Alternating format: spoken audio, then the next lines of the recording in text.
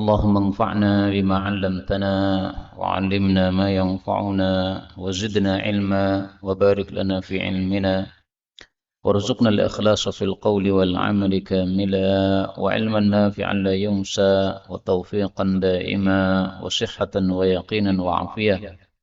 اللهم افتح لنا كل خير، اللهم اكفنا بحلالك عن حرامك وأغننا بفضلك عمن سواك، آمين يا رب العالمين. Alhamdulillah kaum muslimin rahimakumullah.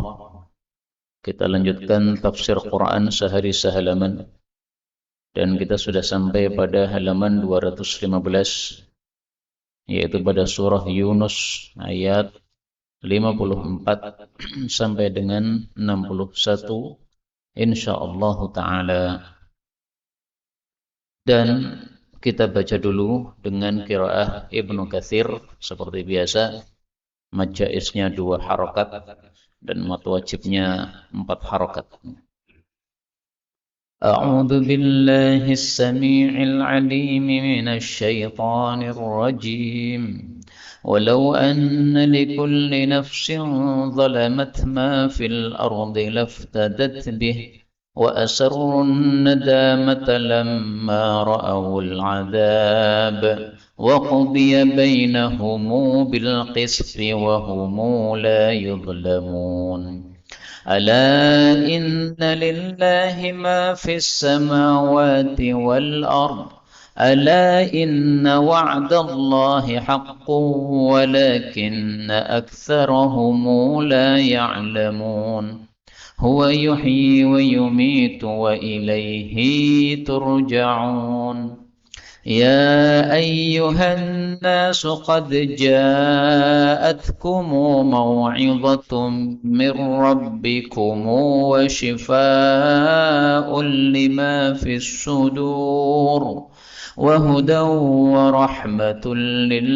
للمؤمنين قل بفضل الله وبرحمته فبذلك فليفرحوا هو خير مما يجمعون قل أرأيتم ما أنزل الله لكم من رزق فجعلتم منه حراما وحلالا قل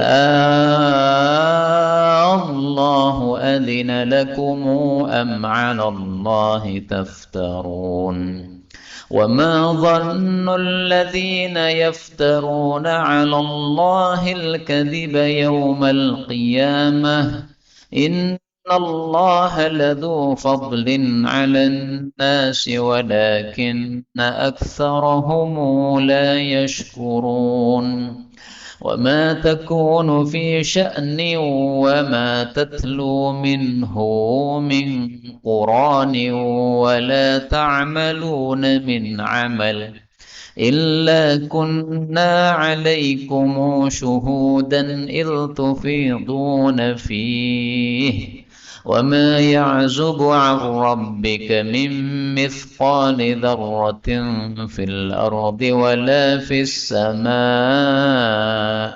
ولا أصغر من ذلك ولا أكبر إلا في كتاب مبين. Alhamdulillah Rabbil Alamin.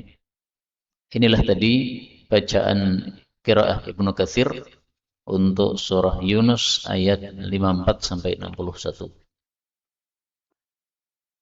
Dan pada ayat-ayat yang kita baca ini ada beberapa kata yang bisa dibaca dengan 2 bacaan. Yang pertama pada ayat yang ke-56, turja'un, ini boleh dibaca tarji'un.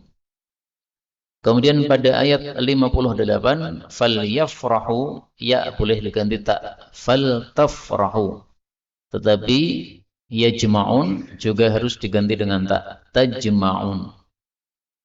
Kemudian pada ayat 59, ara'aitum, hamzah yang kedua boleh dihapus menjadi araitum. Dan ini lebih mudah karena 1 huruf dihapuskan.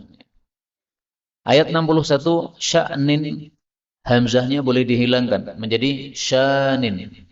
Demikian juga Qur'anin menjadi Quranin. Kemudian ya'zubu, zainnya boleh dikasrah, ya'zibu. Kemudian asghara boleh didomah ra'nya, asgharu. Tetapi akbara juga harus didomah, akbaru.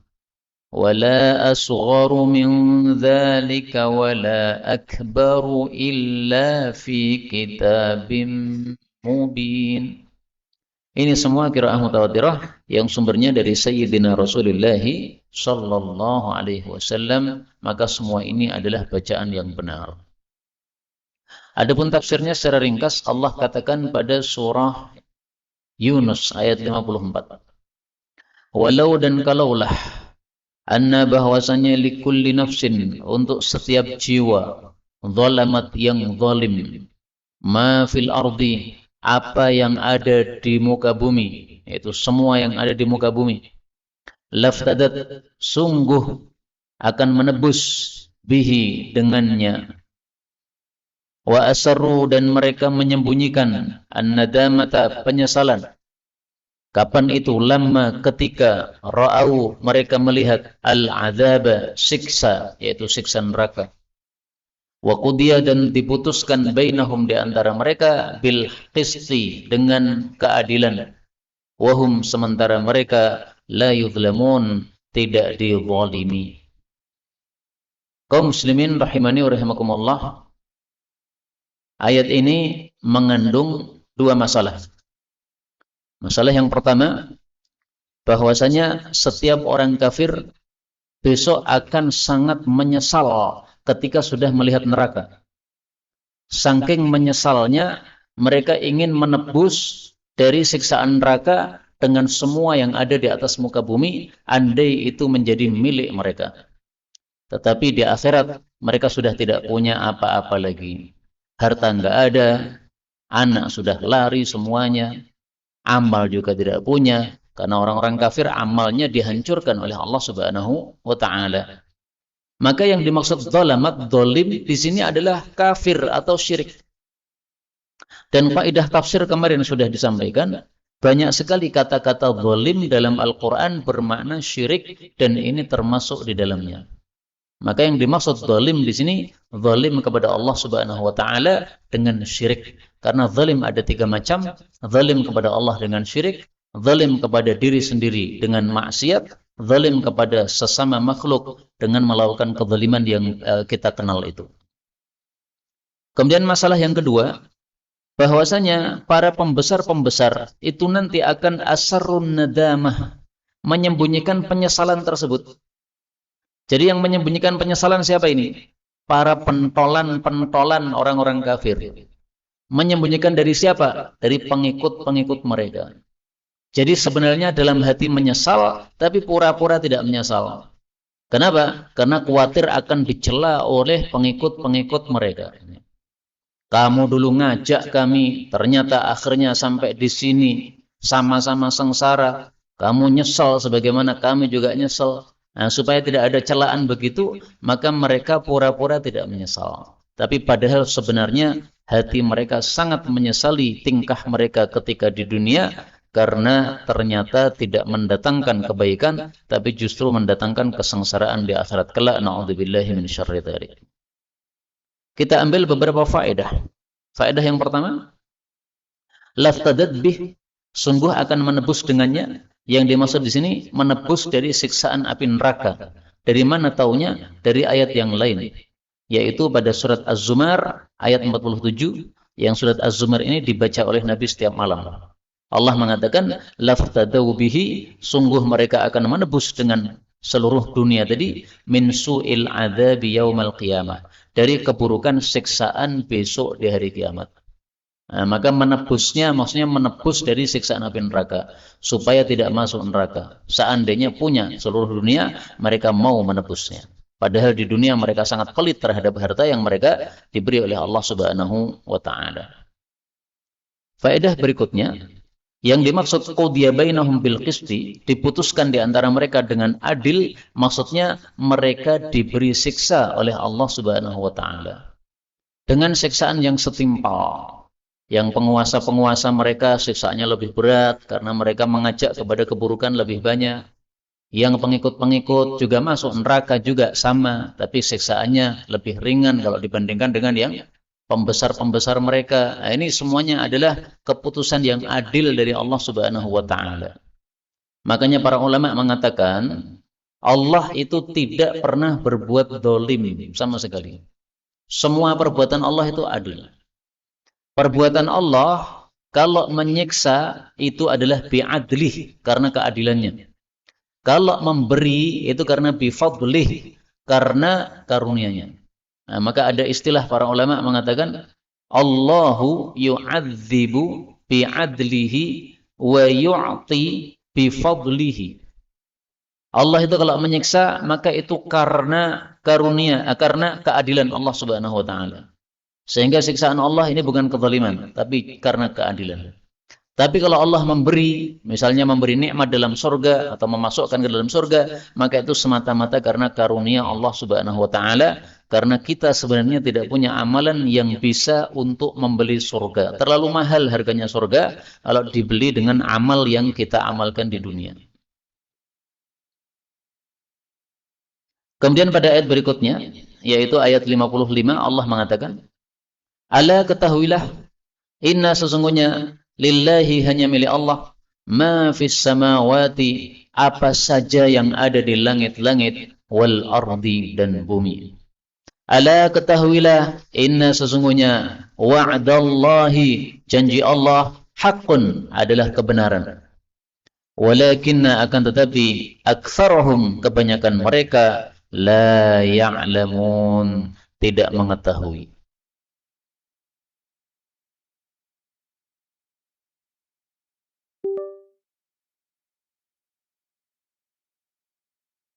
Ayat ini membahas 3 hal. Yang pertama, bahwasanya Allah itu menguasai semua yang ada di langit dan bumi. Artinya, tidak ada perbuatan terhadap apa yang ada di langit dan bumi ini kecuali Allah yang melakukan. Ada hujan itu Allah, ada matahari muncul panas seperti sekarang sore ini terasa panas, ini karena Allah Subhanahu wa taala. Nanti kalau Allah turunkan hujan, itu karena Allah Subhanahu wa taala yang mengaturnya. Maka maksud ayat ini adalah bahwa yang mengatur atau yang menggerakkan semua yang ada di langit dan bumi hanya Allah. Kemudian yang kedua, ayat ini menjelaskan bahwa janji Allah itu pasti benar. Janji Allah apa? Kalau salah satunya yang disebutkan pada ayat sebelumnya tadi, yaitu siksaan neraka. Orang-orang kafir akan qudiya bainahum bil qisti, akan dihukum dengan adil. Nah, ini termasuk janji Allah. Itu benar. Demikian juga sebaliknya, yaitu orang-orang yang beriman akan masuk surga. Ini benar. Dan kita diajarkan oleh Nabi SAW satu doa di dalam salat tahajud ketika kita melakukan doa, membaca doa iftitah, yaitu mengucapkan kalimat ini. Wa'duka haqqun. Janjimu adalah benar ya Allah. Saya tampilkan satu doa iftitah yang cukup panjang. Dan ini termasuk sunnah yang jarang dilakukan orang, bahwa Nabi SAW idza qama yatahajjad, kalau bangun salat tahajud, maka beliau membaca wirid ini. Ini adalah doa iftitahnya. Setelah takbiratul ihram, lalu membaca ini. Allahumma lakal hamdu anta nurus samawati wal ardi wa man fihin, wa lakal hamdu anta qayyumus samawati wal ardi wa man fihin, wa lakal hamdu anta malikus samawati wal ardi wa man fihin, antal haqq wa qawlukal haqq wa wa'dukal haqq wa liqa'ukal haqq wal jannatu haqq wal jannatu haqq. Ini 2 kali, ini mestinya salah ya. Wal jannatu haqqun wan naru haqqun wal ba'tsu haqqun wan nabiyyuna haqqun wa Muhammadun sallallahu alaihi wasallam haqqan. Allahumma laka aslamtu wa bika amantu wa alayka tawakkaltu wa ilayka anabtu wa bika khasamtu wa ilayka hakamtu faghfir li ma qaddamtu wa ma akhartu wa ma a'lantu wa ma asrartu antal muqaddim wa antal muakhir la ilaha illa anta wa la hawla wa la quwwata illa bik. Ini teorinya Imam Nawawi. Setiap hadis Nabi kita baca, maka minimal kita lakukan sekali seumur hidup. Jadi rencanakan sholat tahajud membaca doa iftitah ini. Meskipun seumur hidup hanya 1 kali. Ini sudah lumayan daripada tidak mengamalkan sama sekali. Nah, yang berkaitan dengan pembahasan kita adalah ini. Wa wa'dukal haqqu, dan janjimu adalah benar.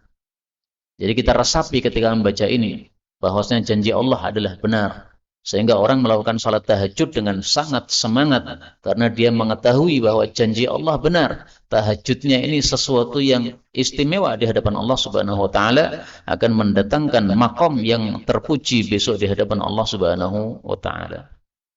Kemudian bagian ketiga dari ayat ini bahwasanya kebanyakan manusia tidak tahu. Maka panjenengan hadir di majelis ilmu ini termasuk nikmat Allah yang sangat besar. Tidak semua orang mau mempelajari ilmu agama. Kebanyakan manusia tidak paham agama. Nah, panjenengan hadir dalam majelis ilmu ini berarti termasuk orang-orang pilihan Allah Subhanahu wa taala. Alhamdulillahirabbil alamin. 56. Huwa, dia Allah itu yuhyi, menghidupkan, wa yumitu, dan mematikan. Wa ilaihi, dan hanya kepada Allah tarji'un, kalian akan kembali, atau turja'un, kalian akan dikembalikan.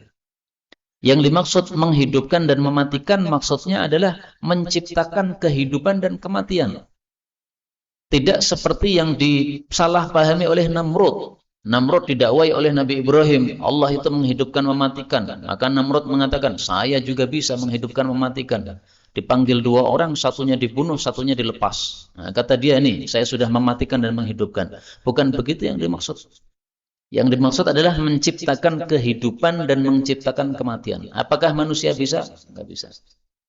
Ada pohon sudah mati, bisakah manusia menghidupkan? Kembali seger? Enggak bisa. Allah yang bisa. Anak kita mati, bisakah kita bangkitkan lagi, hidup lagi, bicara lagi? Enggak bisa. Nah, maka yang dimaksud yuhyi wa yumit itu sebagaimana yang disebutkan pada surat Al-Mulk, huwallazi khalaqal mauta wal hayat. Allah itulah yang menciptakan mati dan hidup.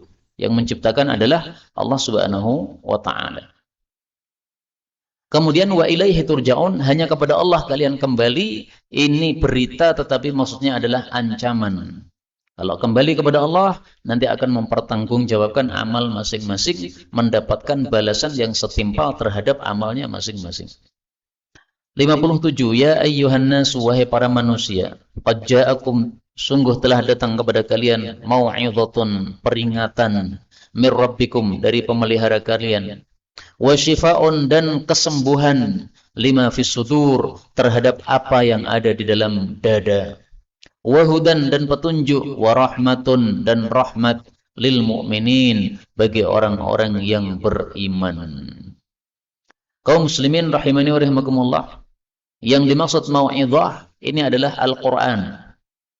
Jadi Al-Quran itu isinya peringatan. Peringatan dari Allah Subhanahu wa ta'ala. Maka manusia ketika membaca Quran, kita ketika membaca Quran, hendaklah kita sadari ini kita sedang membaca surat dari Allah kepada kita. Kalau kita menyadari ini surat dari Allah kepada kita, peringatan dari Allah kepada kita, insya Allah kita bisa lebih khusyuk di dalam membacanya. Karena yang menyurati ini adalah Zat yang Maha Kuasa, yang Maha Besar. Kemudian Quran juga sebagai syifa, kesembuhan, lima fi sudur, untuk apa yang ada dalam dada. Apa yang ada dalam dada? Hati. Maka maksudnya adalah syifa'ul lil qulub. Quran adalah kesembuhan untuk hati manusia. Makanya ada nyanyian tombo ati iku ono limo. Salah satunya apa? Baca Quran. Sak maknane, diresapi maknanya. Nah, itu dalilnya ayat ini. Wa syifa'ul lima fi sudur.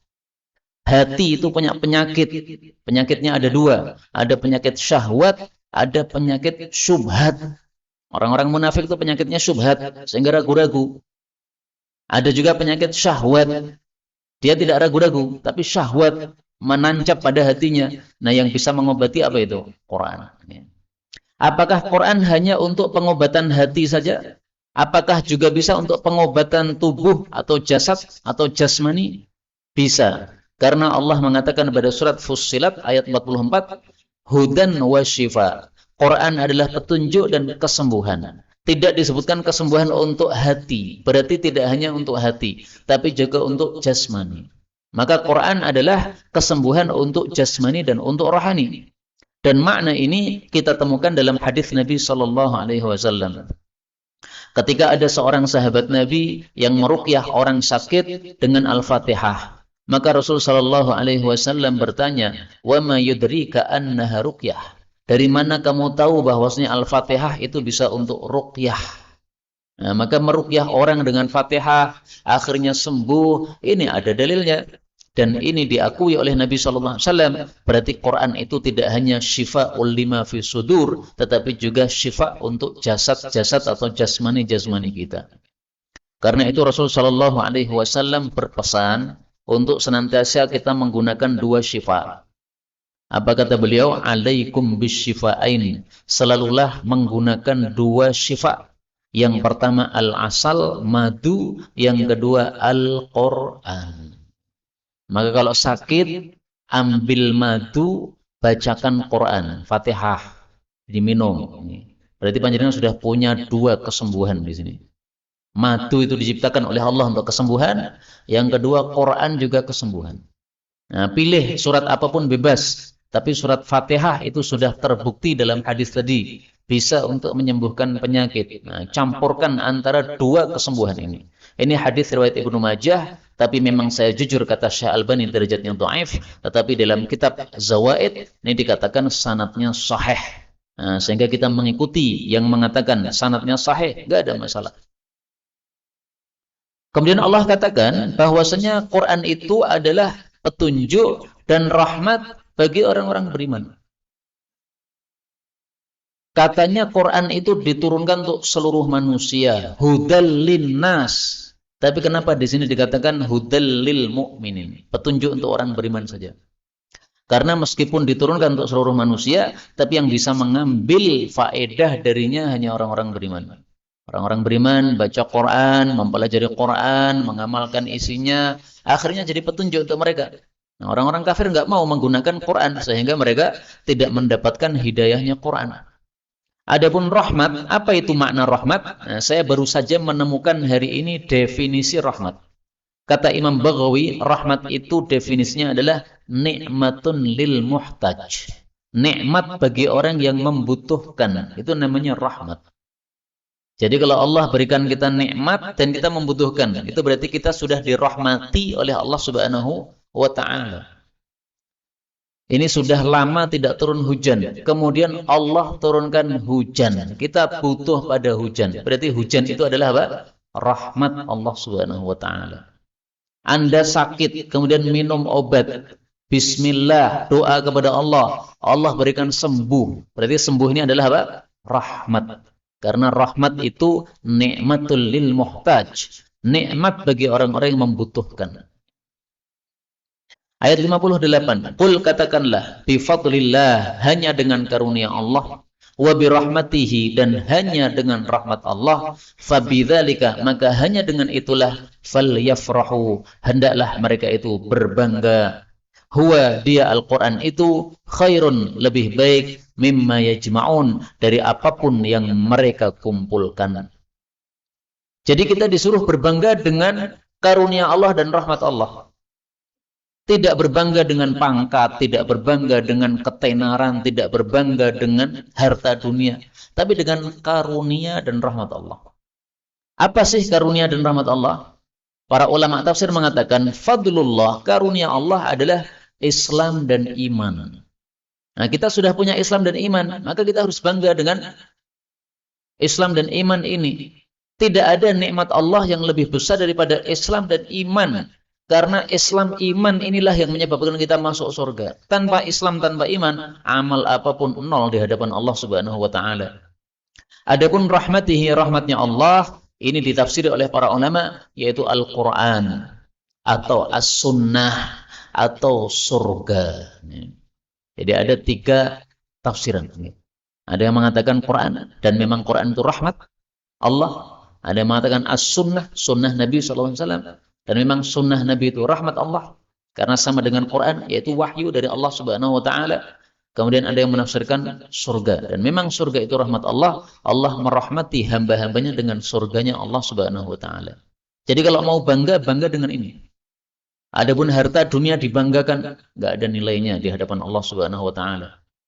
Kecuali kalau harta dunia itu kita gunakan untuk sedekah, untuk wakaf, untuk membantu orang-orang miskin. Nah, itu baru itu bisa dibanggakan karena akan ada nilainya besok di akhirat.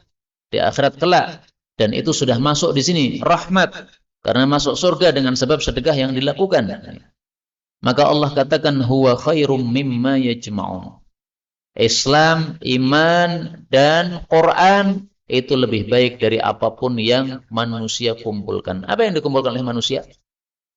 Jawabannya disebutkan oleh Allah pada surat Al-Kahfi ayat 46.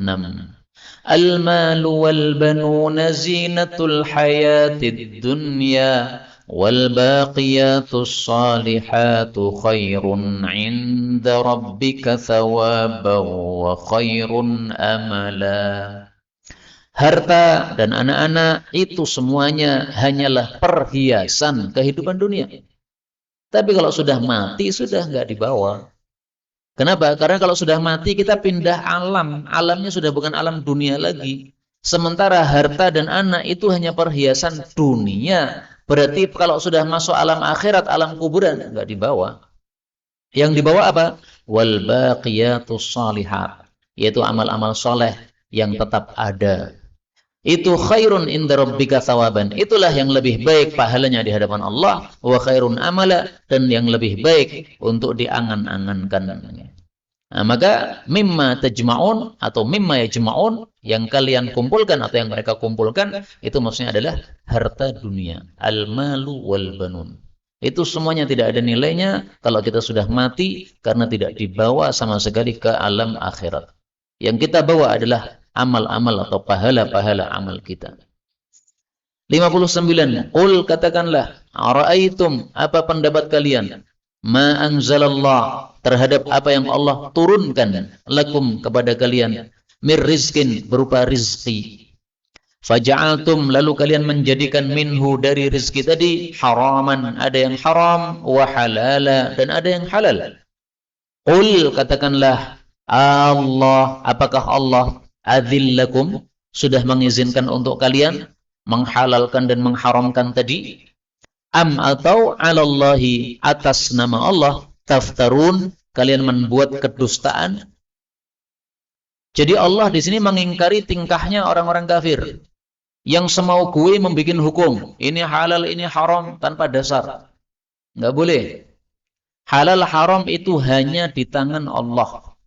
At-tahrimu wat-tahlilu haqqun lillahi wahdah. Menghalalkan dan mengharamkan itu hanya haknya Allah. Selain Allah nggak bisa. Nabi Muhammad SAW saja kalau menghalalkan dan mengharamkan itu berdasarkan wahyu. Wa ma yantiqu 'anil hawa. Beliau kalau bersabda berdasarkan wahyu. Jadi bukan dari pendapat pribadi beliau sendiri, hawa nafsu beliau, enggak pernah. Tapi menghalalkan dan mengharamkan selalu berdasarkan wahyu dari Allah Subhanahu wa taala. Kita ambil beberapa faedah. Yang dimaksud anzalallah, Allah turunkan, itu maksudnya Allah ciptakan. Jadi kata-kata anzala yang arti asalnya menurunkan, seringkali maknanya adalah menciptakan. Saya kasih contoh lagi. Anzala artinya menciptakan. Pada surat Al-Hadid, Allah katakan pada surat Al-Hadid ayat 25, wa anzalnal hadida, dan kami turunkan besi. Maksudnya kami ciptakan besi. Maka besi itu bukan dari langit diturunkan kayak hujan gitu, bukan. Ya, besi itu dari bumi, diciptakan oleh Allah Subhanahu wa taala dalam bumi.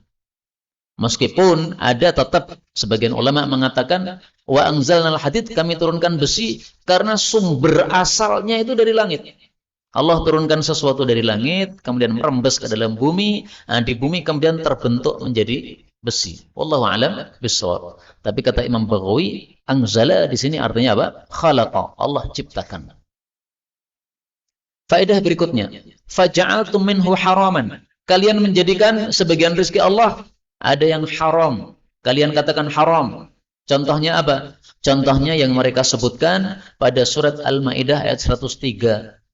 Ma ja'alallahu min bahiratin wala sa'ibatin wala wasilatin wala ham. Ini binatang-binatang yang mereka buat-buat tanpa dasar dalil. Mereka mengatakan ini hewan bahirah sehingga tidak boleh dimakan. Ini hewan saibah nggak boleh dimakan. Ini hewan wasilah tidak boleh dimakan. Ini hewan ham nggak boleh dimakan. Allah katakan itu semua nggak pernah Allah buat kayak begitu. Itu kalian buat-buat sendiri. Sehingga ketika Allah mengatakan Qul Allahu adzina lakum am 'alallahi taftarun, ini jelas pilihan yang kedua ini yang terjadi. Taftarun, kalian berdusta atas nama Allah. Adapun pilihan pertama, adzina lakum, Allah mengizinkan kepada kalian, mengharamkan begitu, ini enggak pernah terjadi. Allah kan di sini kan bertanya kan, kalian haramkan begitu itu ada dua kemungkinan. Apakah Allah sudah mengizinkan kalian haramkan? Ataukah kalian buat-buat kedustaan atas nama Allah? Nah, jelas yang terjadi adalah pilihan kedua. Allah nggak pernah kasih izin mereka untuk menghalalkan dan mengharamkan. Dan dari kata-kata ini, Allahu adzina lakum, apakah Allah sudah mengizinkan untuk kalian, menunjukkan bahwa kalau kita mau menetapkan hukum halal haram, harus ada dalil dari Allah Subhanahu wa taala. Ini hukumnya apa, Pak? Halal, dalil apa? Harus ada dalil. Haram, dalilnya apa? Harus ada dalil. Jangan semau gue. Maka sebagian orang bertanya kepada saya, apa hukumnya musik katamu haram? Maka saya jawab, betul, musik itu haram berdasarkan ijma atau kesepakatan salafus saleh. Para sahabat Nabi, para tabi'in, para tabi'ut tabi'in itu sudah sepakat hukum musik adalah apa? Haram. Terus yang membolehkan pertama siapa? Yang sahih membolehkan pertama musik itu adalah Al-Imam Ibnu Hazm. Maka dia menyelisih kesepakatan para ulama sebelumnya, dan ini satu sikap yang salah seperti ini. Enggak boleh menyelisih apa? Ijma' atau kesepakatan yang sudah ada sebelumnya. Wallahu a'lam bishawab. Adapun riwayat-riwayat bahwa sebagian tabi'in ada yang pakai musik, itu semuanya tidak ada yang sahih kecuali rebana, dan memang rebana diperbolehkan di dalam Islam. Kita lanjutkan 60. Wa ma dhannu, dan apakah persangkaan alladzina, orang-orang yang yaftarun, mereka membuat kedustaan, membuat-buat alallahi, atas Allah, al-kadziba, kedustaan, yaumal qiyamah, besok pada hari kiamat.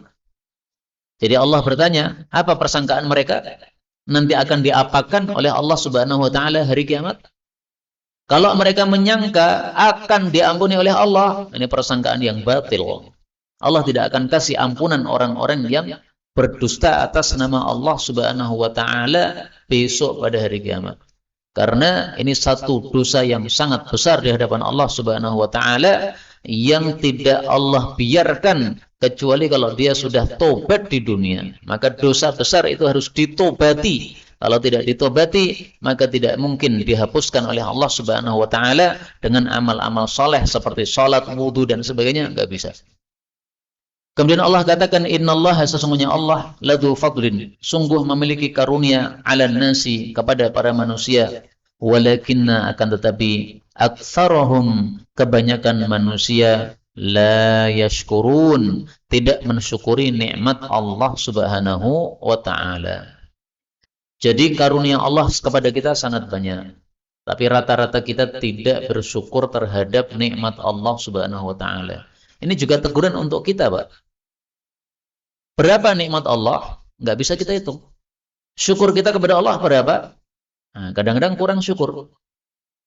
Maka jangan lupa setiap hari membaca wirid yang diajarkan oleh Nabi Shallallahu Alaihi Wasallam. Karena kalau membaca wirid ini, syukur hari ini, kewajiban syukur hari ini sudah kita tunaikan.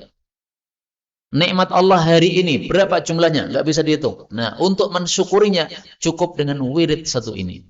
Allahumma ma asbaha bi min ni'matin aw bi ahadin min khalqik faminka wahdaka la syarika lak falakal hamdu wa lakash syukru. Boleh juga ditambahkan ala dzalik ya. Tapi boleh juga sampai walakas syukru sebagaimana riwayat Abu Dawud. Ini dibaca pagi hari satu kali.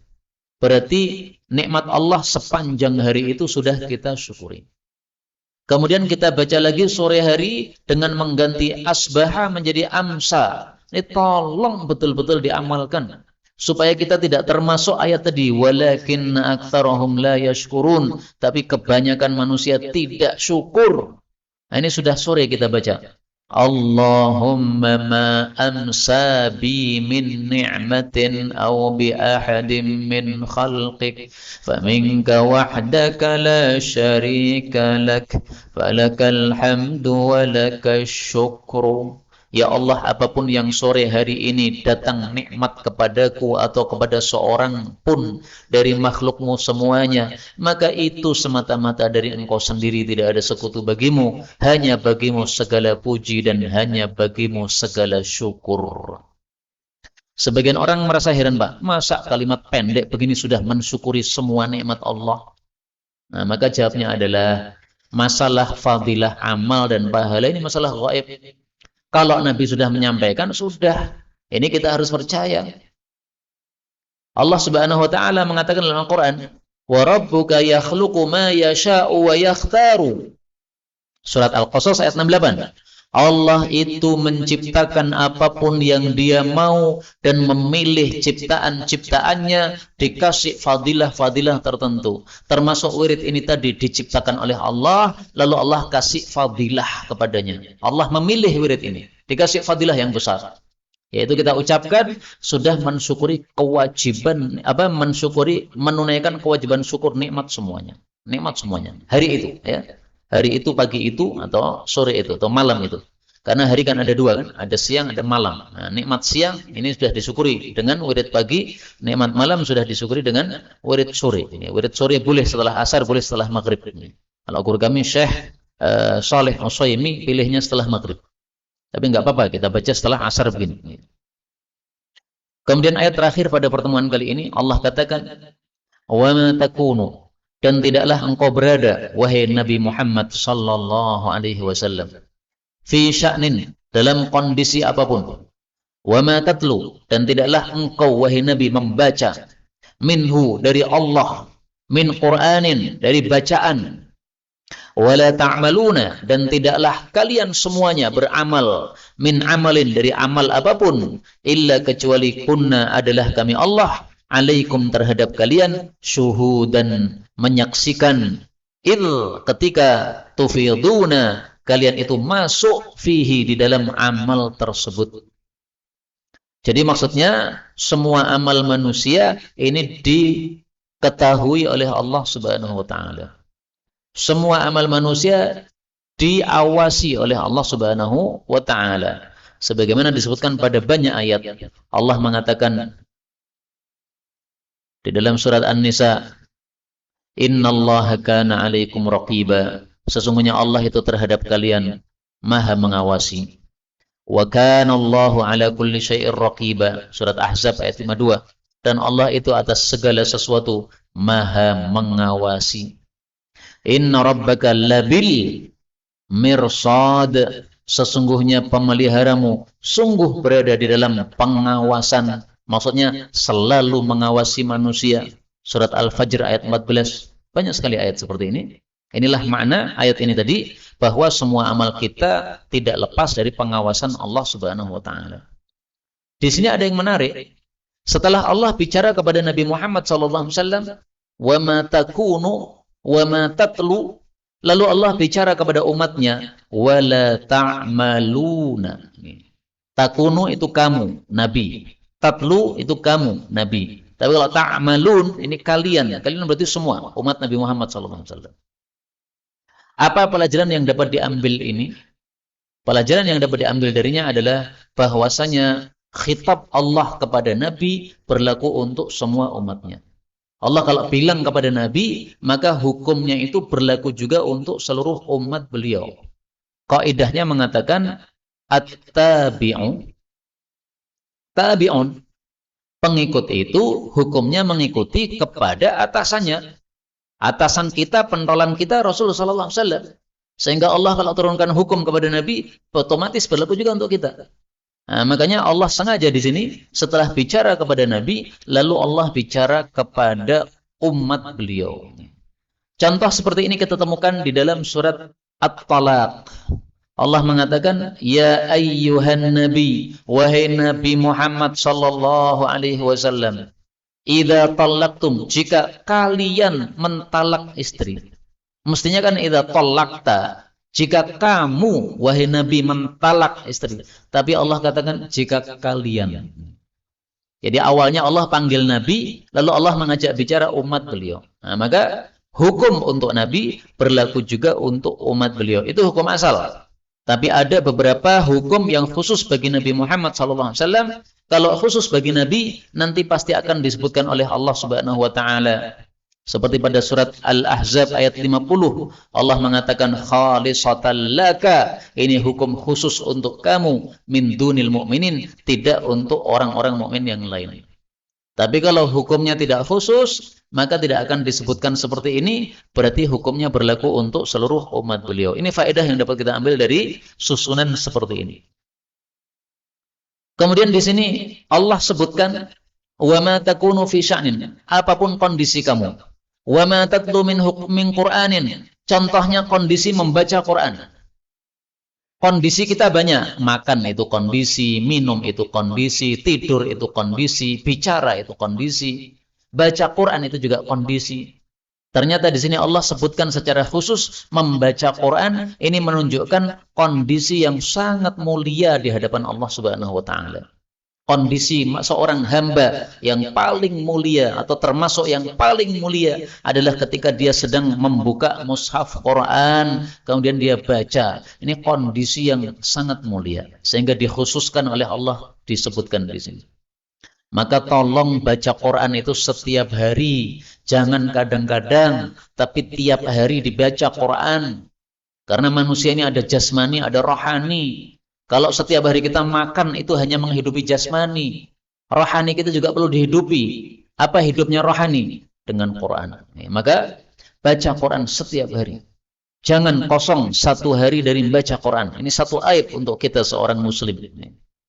Kemudian Allah mengatakan wa ma ya'zubu, dan tidaklah lenyap ar-rabbika dari pemeliharamu mim mithqali dzarratin, seberat dzarrah, fil ardi, di bumi, wala fis sama, tidak pula di langit, wala asgharu, tidak pula yang lebih kecil, min dzalika, dari dzarrah tadi, wala akbaru, tidak pula lebih besar, illa, kecuali fi kitabin, di dalam kitab, mubinin, yang nyata. Jadi maksudnya tidak ada yang lepas dari pengawasan Allah, semuanya sudah dicatat di dalam kitab yang nyata oleh Allah Subhanahu wa Ta'ala. Mithqali dzarrah, apa artinya dzarrah? Sebagian orang mengartikan atom, itu salah. Dzarrah diucapkan oleh orang-orang Arab pada waktu itu, mereka belum mengetahui atom, sehingga kalau yang dimaksud adalah atom itu salah. Berarti apa itu dzarrah? Dzarratun namlatun hamra'u saghiratun. Dzarrah itu adalah semut merah yang kecil-kecil, yang sangat kecil. Kalau masuk dalam minuman nanti akan bau kurang enak, itu mungkin yang dimaksud itu. Nah, tapi maksudnya orang-orang Arab kalau mau menyebutkan sesuatu kecil itu mengibarahkan dengan kata-kata dzarrah. Seperti kalau kita orang Jawa mengatakan sekecil upil. Nah, kita menggunakan upil, kalau orang Arab menggunakan dzarrah, sekecil dzarrah. Bisa dipaham ya? Nah, maka dzarrah jangan diartikan atom, tapi artikanlah semut merah yang kecil. Kemudian di sini Allah katakan kitabim mubin, semuanya tercatat dalam kitab yang nyata. Kitabim mubin ini nama lain dari Lauhul Mahfuz. Disebut kitabim mubin, disebut Lauhul Mahfuz, disebut Ummul Kitab. Allah Subhanahu wa Ta'ala mengatakan pada surat Ar-Ra'd ayat 39, wa indahu Ummul Kitab. Allah memiliki Ummul Kitab, induknya kitab, yaitu Lauhul Mahfuz. Surat Yasin ayat 12, wa kulla syai'in ahsaynahu fi imamin mubin. Segala sesuatu kami tulis di dalam, kami jaga di dalam imamin mubin. Nah, berarti namanya 4 ya. Lauhul Mahfuz, kitabim mubin, imamin mubin, ummul kitab. Inilah yang dapat kita pelajari benarnya dari Allah Subhanahu wa taala, dan kalaupun ada salahnya fa astaghfirullahal azim li wa lakum walhamdulillahi rabbil alamin. Sisa waktu kalau ada pembahasan dipersilahkan.